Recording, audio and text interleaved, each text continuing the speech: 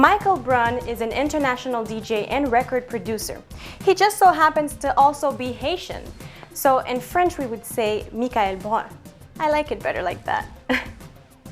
But anyway, Michael Brun makes sure to represent where he's from to the fullest. And while on tour, he visited the Haitian community in South Florida, more specifically in Little Haiti, and I sat down with him to find out more about this young star. Good evening, my name is NG Ben, and I want to say a big welcome. Welcome to the Little Haiti Cultural Center. Tonight is a special night. We are having conversation with, and it's going to be conversation with Michael Brun, of course. What I'd like to say is maybe introduce myself to some of you who don't know who I am. I've been making music professionally now. It's going on 3 years. I started making electronic music, mostly progressive house, which is very melodic type of music. And from that, I was able to play shows around the world. It's really amazing now that wherever I go, so many people in Haiti are now finding out about me for the first time. But I've always been so proud of where I come from. My parents, since I was a little kid, since I was a baby, taught me to love where I'm from. And my dad is Haitian, my mom is Guyanese. My dad was actually going from Scandal. I heard that your dad was in a band called Scandal. Yeah. My mom was a big fan, actually. Thank you. Tell me more about the band and how you grew up in that environment. When Scandal was just about getting popular, was around the time that he built a studio and everything, and their album came out. And so when I was born, I got to be in the studio with him at the end of the album making period and stuff, which is really cool. So I think he was definitely a big influence in me ending up doing music now. Do you play any instruments? Both my parents made me play instruments, so I started with piano. They made you. Yeah, they were like, you got to do it, and I'm so happy. I'm very thankful that they did that. I played piano first, and then I ended up playing guitar, violin, singing. So I had a big musical background. Do you actually have a track where you play instruments? Yeah, I do. On Wherever I Go, I had a few different things that I did on there. Oh, Extra, really? yeah, just like additional production stuff. But on most of my songs in the last year, I've done guitar on them. And if there's any way that I can add a little touch of live elements, organic elements, singing or whatever, I'll try to sneak it in there. You basically do progressive house, electro house, but do you also like techno? I like the underground stuff, Richie Houghton, Dub Fires, going into like Maceoplex and a lot of the deeper sounds, but then I also really love a lot of more mainstream stuff, because Swedish House Mafia for me was a huge influence when I started. Tell me about hip-hop. Do you like hip-hop? Do you want to work with some hip-hop artists? Yeah, I actually listen to a lot of hip-hop. Recently, I listened like 10 times over the To Pimp a Butterfly album, Kendrick. Yeah, and then of course Drake. So it would be pretty sick to do a collaboration. Yeah, that's one. I think that's an interesting collaboration that I would love to do at some point with a hip-hop artist. I make music that I love. I make music that makes me feel something special, and however that is, whatever way that I create, whatever types of song I create, I'm not trying anymore to make a specific genre. I'm just trying to make music that I care and I love. Which artists do you look up to? There are a bunch. I think as a music producer and DJ, I think what Calvin Harris has been doing is really setting the bar for highest level. Same with Skrillex. I think both of them, they revolutionize what electronic music is capable of. And I think outside of that, there's so many different artists. I think my dad, what he did with trying to innovate was really cool. What catches me in an artist is their ability to be true to themselves and to try to break the mold and do something original. Sometimes they say that, hey, what is the DJ doing up there in a concert? He's just playing his music and not doing anything else. What do you say to that? No, I mean, I think what people maybe might not understand is the fact that as a producer and a DJ, you spend most of your time creating the music. So I spend sometimes 15 hours, 16 hours a day just working in the studio. Studio being even in my room, I have a home studio, or traveling, or it can be anywhere because it's on my laptop. And then when you're playing the shows, you're performing that and you mixing and creating something unique in the moment. DJing is an art. There's some DJs who are amazing at it and created really incredible things, even without playing their own music, in the way that they mix. But I think right now, the basic concept of the DJ, people should also know how much production goes into everything. Right. to get to that moment where you get the show and the spectacle. It's and I think for me at least, DJing is kind of like dessert. It's like you work for everything and then you get the dessert to get to perform the music and see the reaction. So it's not that easy. You actually work. No, so you work hard. to get there. Yeah, because otherwise Yeah. nobody will go to your show because they won't want to listen to what you're making. So know that. Yeah.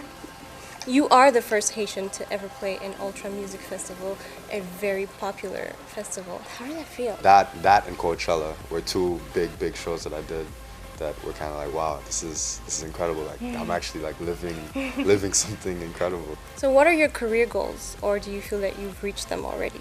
No, I think what happens in the artist's career is that as you accomplish the goals that you set higher goals and greater ones. So having Billboard write about my music and those kinds of things, those were goals that I'd set before, and now the goals that I'd like to do is more community-oriented goals. So really pushing the label Kid Coconut, the one that I started, and finding and discovering new talent, expanding on the tour idea. I'm on my first tour now, and making the best music possible. I heard that you were a medical student. I was pre-med and a bio major. So I did at Davidson College. I was in my second year, sophomore year, when all of the music stuff really started getting popular. So you had to make a decision. Yeah, I did. But the good thing for me is school is always really important. Always. My parents, just the same way that they forced me to do music, they were like, you have to do well in school. And I was on a full scholarship. And so that was the main thing. I was just worried about losing the scholarship. And they created a way for me to leave Davidson, but not drop out, so that my scholarship was put on hold. And it was really like it's like a dream come true, because they were like, you can do this. So you don't think that your parents still want to see Dr. Brun? Well, that's the thing, is music right now is my biggest passion, but I'm not ruling out medicine in school. I mean, it's always a possibility. Now you mentioned that you have your own record label. Yeah, so I started my record label a year and a half ago with my manager. It's called Kid Coconut. A big goal of the label was to do what I received from Phasing Records, which is Dirty South's label, who helped push my music early on in my career. And that was something that I really appreciated, because he gave me an audience. He gave me the ability to tour, to get my music out, to be known, and that's exactly what I want to be doing. And yes, with Haitian artists, but also with any artists, you know, from anywhere in the world, because I think there are a lot of really talented producers and musicians who don't have an outlet, and that's what I'm looking for, the stuff that I'm passionate about and that I can share.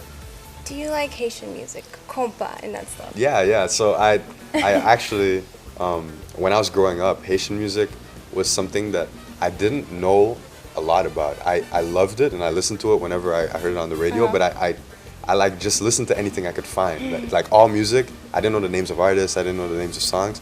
I just tried to find whatever I could. And it's only recently now, in the last few years, that I've really dug into the history and to see where, for example, like where my dad got his influences, and in bands like Caribbean Sextet and Tabu Kombo, and then going back into the roots of Haitian music, because I think it's really beautiful. There's so much history and so much amazing sounds and artists and artistry and what they were doing. So it was really in the last few years a discovery for me to figure out where my musical roots in Haiti came from and just learn from that. I realized that the normal Haitian idea, like what you think a Haitian looks like, it changes, right? Like there's no one look. And for me, people always thought that maybe I was Filipino, maybe I was from some other Asian country, or I don't know. I've always, my entire life, been classified as one thing or that thing or that thing, and very, like, if ever, nobody had ever thought that I was Haitian, even though that's what I identify most with. That's where I was born, that's where I was raised. And so being in Indiana, in really like the US, living in the US for the first time, went to school by myself, I didn't have family in the area. It was just, getting to understand who I was. I learned even more that what my parents taught me about being proud of my country was what made me who I was. Tell me more about your recently released track, Wherever I Go. Yeah, so Wherever I Go is a song that I did in collaboration with Institute and Artists for Peace and Justice, which is Artists for Peace and Justice created the school, the Artists Institute in Jacmel, Haiti, and it's a music and film school that they have two different campuses. They share a campus, but they have two different schools, and they have been doing really amazing work. I went to visit about a year and a half ago just to see what the campus was like, because I was curious, always curious how the arts are promoted in the country. And when I saw how nice the facilities were and how passionate the students were, most importantly, I realized that was something that I wanted to be able to help and promote in any way I could.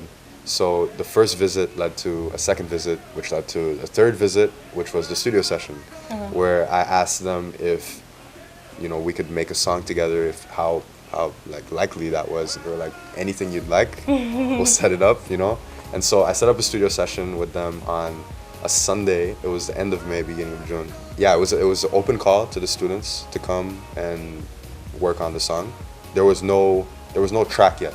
Oh. I didn't bring anything into the studio. I wanted to work with them because I knew how talented they were, and I knew that they had the potential to do some amazing things. And I didn't want to be the one to bring everything in and then have them touch little things. Babysit them. No. I knew that there was a lot that we could do as a collaboration. And the students there are on full scholarships. They all worked really hard to get there. So I wanted to make sure that I give them justice. You know, they're artists too. So we worked together, and everybody had a skill that they were really good at. Some people were guitar players, drummers, singers, writers, and we had an amazing session. It was like 6 or 7 hours. Wow. Did the entire instrumental in the 6 or 7 hours. That seems very unique. How was that experience? It was amazing because we also had the session filmed. So one of the film students, a graduate, ended up doing the video. He directed the video. Was there on site with different film students and graduates filming the process. So it was for me the first time doing a really truly amazing collaboration at the most basic level and at the biggest level. And the results were incredible. It was so inspiring. Wow. So what do you hope to accomplish with this track? When we went in, what we talked about was the fact that all of us in that room, even though we all came from different backgrounds, we all had different upbringings, we were all Haitian. Everybody in the room was Haitian. And we were all very proud of our country. And we knew that we wanted to promote it in the best way possible. So that was the main message in the music. Not even in the lyrics yet, but in the music, we wanted to do something positive that was representative of what we believed Haiti could be. And that I think comes through in the music itself. Then when I went to get the lyrics, I worked with lyricists, Cheat Codes in the US, and they came back with the Wherever I Go line.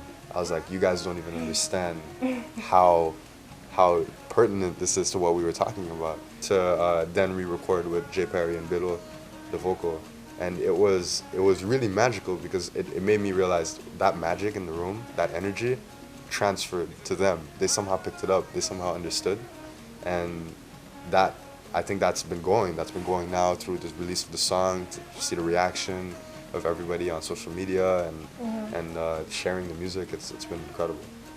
Another thing that I really wanted to bring up is Wherever I Go was what a lot of people heard about me from. But I've been doing music, like I said, for 3 years, and Haiti has always been an essential part of what I've been doing and something that I've been extremely proud of. Because I knew that coming from an island that is not what you would expect, that it might be easy to try and align yourself with different people who are already big in different countries and kind of forget about your past and forget about who you were. But I wanted to make sure that everywhere I went, that people knew I was Haitian.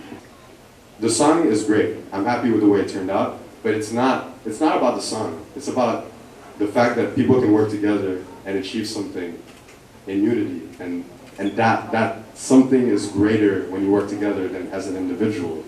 And I think, especially with how Haiti is right now, and the lack of communication and the lack of cooperation in Haiti, it was something that I couldn't have planned for better timing. That it was so direct and so many people understood it. So do you have any plans in the future involving Haiti and Haitian artists? Oh yeah, I'm so open to different things. I have some really cool projects that are in the works right now with different artists, and I think it's gonna be an exciting next few years to see what comes up. Yeah, I really want to expand what it is that I'm doing. Did you have anything you'd like to say to our viewers? I just wanted to say thank you so much to everybody at the tour. So right now I'm on the tour, and it's been so incredible. So I just want to say to all of you who've shared the music, listened to it, talked about it, it means the world to me, and it makes me so proud that message and that pride for Haiti is spreading and that we can create something positive. So thank you to everybody, and if you haven't heard it, I hope you can check it out. I carry my flag around with me everywhere. I'm not kidding. Like, I legitimately have it in my bag. Yeah, so I really bring it at every show, and I go up on the stage and I hold up the flag. It's one of the best feelings I've ever had in my life. Haiti is constantly known for things that we don't want it known for, the things that aren't positive. But regardless of that, every Haitian that I've met, and especially on this tour now, but every single Haitian that I've met loves Haiti, and they're so proud of it, and they love where they come from, and that's I don't see that in a lot of countries. A very, very special shout out to Tiggy for helping to organize this entire thing. It's been such an amazing experience working together, and I would really thank you for getting this set up and for always supporting and for being around and mentoring, and thank you so much. Expérience que nous avons, monter disponible pour communauté ça là. So we're gonna tell you, we stand by you, parce que son identité, son mouvement, son anthem pour nous, parce que tout côté d'aller, nous marcher avec la voix haïtienne, nous marcher avec nationalité. So thank you, Michael. Et je ne pas quitter aller là, les mains vides. Et ça, c'est pour vous. So, I have one more thing that I would love to do, and that's a picture. Let's do it.